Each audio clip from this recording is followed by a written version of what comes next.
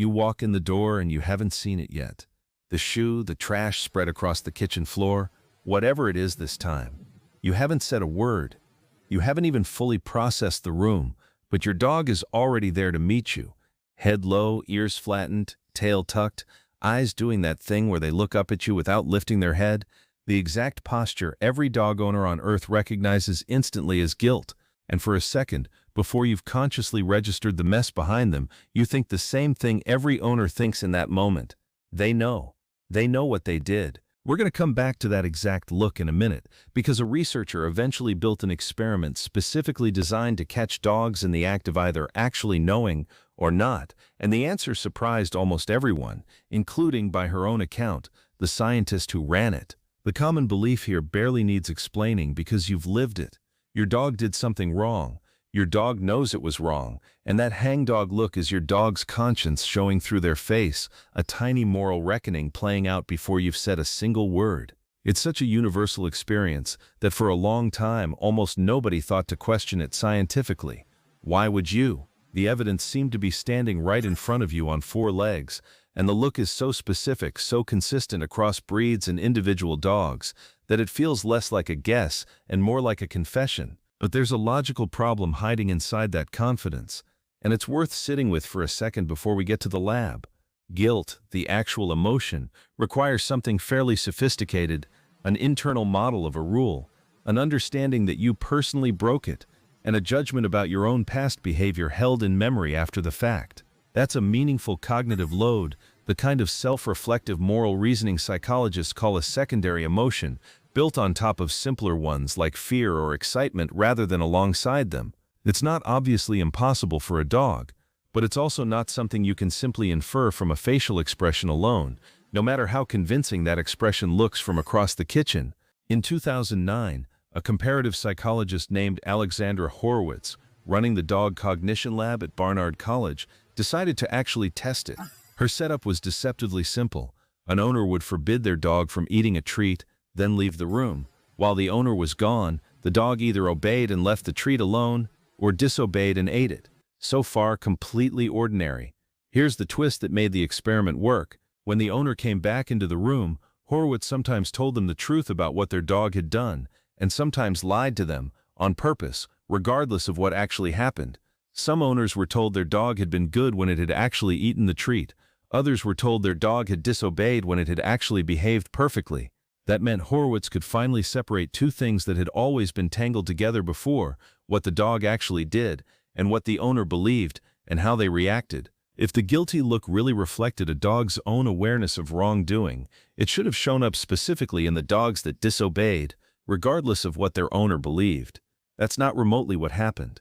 The guilty look showed up almost entirely in response to scolding itself, not the actual misdeed. Dogs who had been perfectly obedient, but were scolded anyway because their owner had been misled, showed just as much guilty behavior as dogs who had genuinely broken the rule. In fact, the effect was slightly stronger in the falsely accused dogs, the ones who had done absolutely nothing wrong. Horowitz's own conclusion, stated plainly in the paper, was that this is better understood as a response to owner cues rather than evidence the dog appreciates having done something wrong. 3 years later, a separate research team at Eötvös Loránd University in Budapest, led by Julie Hecht, working with Adam Miklosi and Marta Gacci, ran their own version of the same basic test with 64 dogs and landed on the same conclusion through a different door. Dogs who'd eaten a forbidden treat were no more likely to show the guilty look upon their owner's return than dogs who'd left it alone. A third study, a few years after that, run by Lierka Ostojic and colleagues, tested it yet again with a twist, even providing visible evidence of the misdeed in the room, and still found no meaningful difference in guilty behavior between dogs who disobeyed and dogs who hadn't. 3 separate labs, 3 separate designs, the same uncomfortable answer each time. Your dog almost certainly isn't looking back at the wreckage of your couch cushion and arriving at a moral verdict about themselves. So, if it isn't guilt, what is actually happening on your dog's face in that moment? The honest answer is appeasement. And once you understand what that word means behaviorally, the look stops seeming confusing and starts seeming almost touchingly practical. Lowered head, flattened ears, tucked tail, a soft indirect glance instead of full eye contact, a slightly hunched, smaller-looking posture. Every piece of that display is a deliberate signal aimed at de-escalating conflict with a higher-ranking, currently displeased social partner. It's the same basic toolkit social canines use with each other to diffuse tension inside a group without a fight, the kind of posture a lower-ranking wolf offers a more dominant one to signal no contest, please don't escalate this, borrowed wholesale and aimed squarely at you. Your dog isn't reading the shredded pillow and concluding they were bad. They're reading your face, your voice, the speed of your footsteps, the tension in your shoulders, all the things dogs are exceptionally well built to pick up on, and responding the instant they detect that you are upset, often before you've even said a word, because the body language and the smell of stress arrive well before the sentence does. Here's the detail from Heck's study that I think reframes this whole topic from disappointing to genuinely interesting. Buried in the data was a finding nobody had specifically gone looking for. Owners who saw their dog display the guilty look were measurably more likely to scold that dog less harshly than owners who didn't see it. Think about what that means. Even though the look isn't a confession, it functions like one anyway, because it works. It calms the angry human down. Across thousands of years of dogs and people sharing the same households, a display that successfully de-escalates an owner's anger, regardless of whether the dog actually understands the moral content of what they did, would have been reinforced again and again, generation after generation, simply because it kept the peace. Your dog didn't evolve a conscience. They evolved something arguably more useful for actually living with you, a built-in peacemaking signal, tuned specifically to your anger, that tends to work. There's also a piece of this that should make you feel better rather than worse about your dog's intelligence, not worse. Researchers studying owner perceptions found something almost funny, that owners were no better than chance at guessing whether their dog had actually disobeyed based on the dog's behavior alone. People are confidently, consistently wrong about reading guilt off a dog's face, which means the entire folk theory was built on an illusion both sides were unknowingly performing together, you reading intention into an expression, your dog reading your anger and responding to it, neither one actually about the broken vase at all. I think about the owners who've described feeling almost betrayed the first time they learned this, like something charming about their dog had quietly been taken away. I'd argue it's the opposite.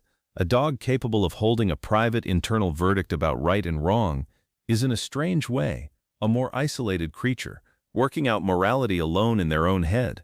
A dog who is instead exquisitely tuned to your emotional state, scanning your face and voice for the first sign of displeasure, and immediately, instinctively trying to repair the moment between you. That's not a lesser thing. That's a relationship-first nervous system built across thousands of years, specifically to keep peace with the one species it depends on completely. The look was never about the shoe.